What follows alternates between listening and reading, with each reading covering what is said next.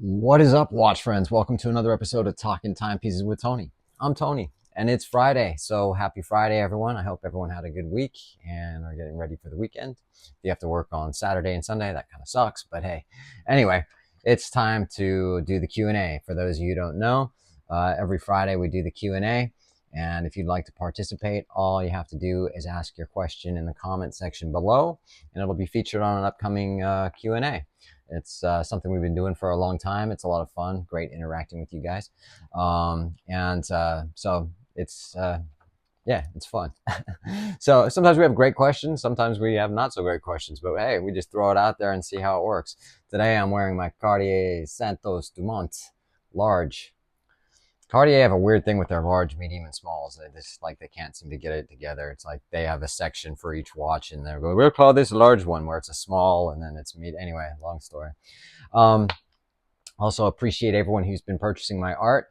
I do watch art. I do other art, but I've been focusing on watch art, which features Jean-Claude, who's a watch ghost.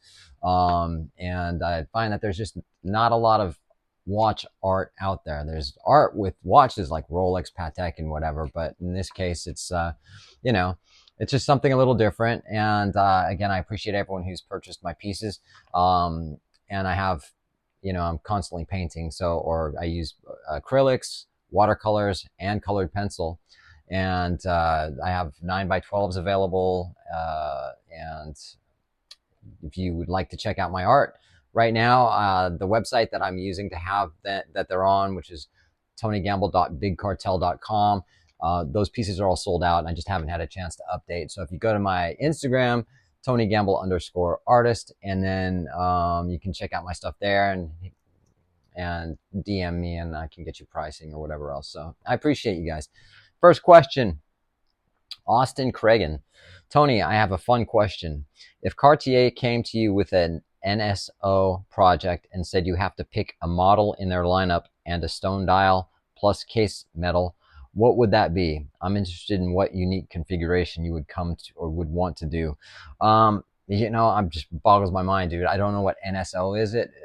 What NSO is. Sometimes I'm not too great with all the acronyms out there, and sometimes people just make up their own acronyms and assume that people should know what they are. But I'm not saying that that's what that is. I'm sorry. I'm at a little bit of a NSO. Anyway, but if I was to do a piece unique or something for Cartier in that sort of thing with a stone dial, I'm not so much a stone dial person on watches, but I would go with a Cartier Tank XL, 18 karat white gold, and probably have is it chrysoprase, which is a stone, which is a type of quartz stone.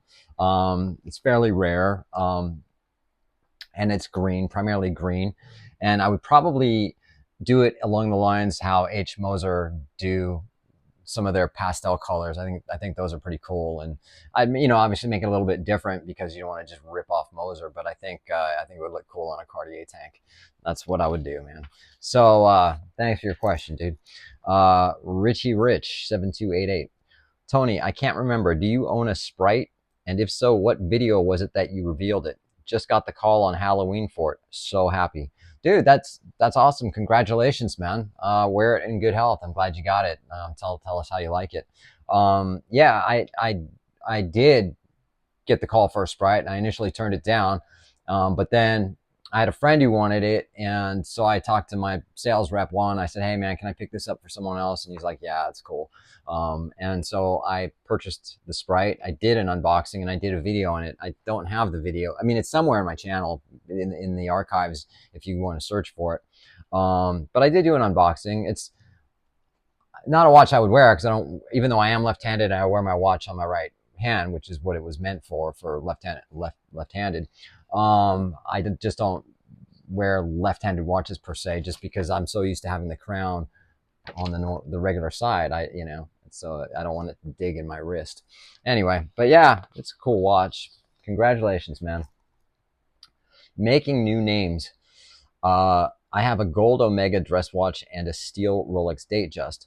I've been considering getting a more sporty watch that could come with me for actual work and outdoorsy stuff like kayaking, hiking, mechanical work, but I'm trying to consider good options from other brands. I have reservations about becoming another one of the guys whose collection is 6 Rolexes and 3 Omegas. I'd like to diversify a bit. What might you recommend? Do you think this is a valid consideration for building a collection? Yeah, total. Yeah, I mean, if you're building a collection, then yeah, just I don't anyone who just has Rolex or whatever. I mean, that's okay. I mean, nothing wrong with that, or Rolex and Omega. But I've got a really diverse collection, so you know, but you can. It depends on your price point too, but I guess if you're looking for whatever, I'll just throw a few things out there. The Blancpain 50 Fathoms.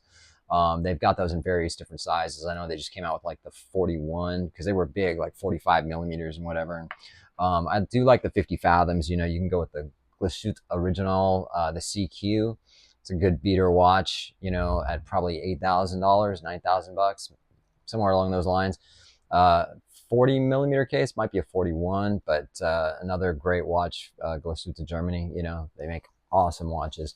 Hamilton Khaki Navy Scuba on the lower price point for like $900, 41 millimeter case, I believe. And again, you can use it for beating around, diving, and whatever else you're doing. It's because you mentioned kayaking, so that's just a good everyday watch. The Doxa Sub 200. Not my style. I certainly wouldn't purchase that watch, but a lot of people really like it. You can go with one of those. Not sure what the price is on those. Maybe $1,200. I'm not sure. If anyone knows, you can put it in the comments below. Or even the Zen U50, another German watch that'll give you some water resistance there, and it's another good beater watch. So there's so many of them out there, man. Just look around. You know what I mean? Find what it is that you like in your style and your price point, but all the best luck, man. Freddles too. Hi, Tony. Thanks for answering my question on GYM watches and giving me a proper answer. Other forums just say, get a G-Shock. Bore. Yeah, you know what? When people just say that, get a G-Shock, it's like, or when people comment on my channel and they basically, they'll give you like some kind of negative thing without giving you an explanation. It's like, if you're going to, hate on something or whatever it is. I'm not saying that they're hating on G-Shock because they're saying get a G-Shock. But anyway, I'm not going to go there. I'd love to try a Zenith before pulling the trigger, but there are no ADs anywhere near me. What do you do when you can't try on a watch before buying online? Feels like a gamble. Well, I mean, sometimes you buy them online, and if they've got a good return policy, you can try it on, and then if you don't like it, it doesn't fit, it doesn't work for you, then just return it as long as it's in the same condition in which you received it. Someone like Zenith, they've got e-commerce, so you can purchase on their website, and they have a return policy as well. So if you like a certain watch and you want that watch, but you need to try it on, you can always purchase it. If you're really serious about it, try it on. If you really like it, then obviously keep it. If not, make sure, again, return it. So all the best on that, man. Master C. Sometimes these names cut off, so I don't know what your full handle is. I just got Master C. Tony, you really make my Fridays. Thank you. I appreciate it. One of the few watch discussions not trying to sell me a watch. That's right. I don't sell watches. I recently put my name in for a couple of Rolex models, but don't expect a call for some time. I have been thinking of adding a Cartier to my collection, and I'm considering the Santos de Cartier medium. I prefer classically styled and with bracelets. I have a 6.5-inch wrist. Would love to hear your opinion.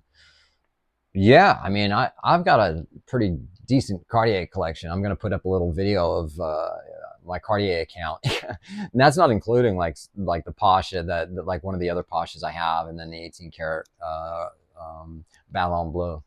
The medium's a perfect size, you know what I mean? So this is the Santos Dumont large, and it's a little bit smaller than the Cartier Santos medium. It's the Dumont, this one's 43 by 31 millimeters. The medium's 41 by 35, which is different than the large, which is 47 by 39, and I've had all of them. So, and I think the Santos medium's like the perfect size on a 6.5-inch wrist. It's not too in your face. The large was a little bit, and I've had a couple of the large ones as well, different colors, the opaline dial, the white dial, whatever, and then the brown dial. It's just, I think on the bracelet, it's really flashy, and it's kind of like, it's very noticeable when you're wearing the large. The medium's a little bit more subtle and pulled back.